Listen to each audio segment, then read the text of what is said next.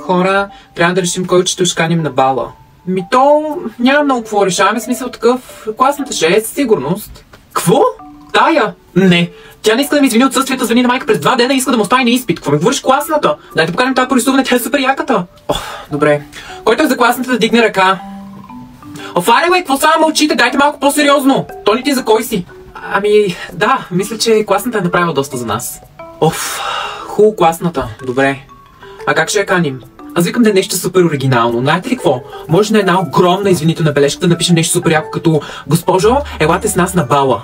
Да. И димки. Трябват ни димки. До сега никой не го е правил. Цялото училище така ще не се възхищава. Може, знаете ли какво? Да се качим на покрива. И да викнем гайдари. Мислили ли сте с коя песен да я поканим поне? Нещо по-така класно. Как коя? Един неразделен клас. Много ясно. По принцип, може нещо и на Тони Сторано.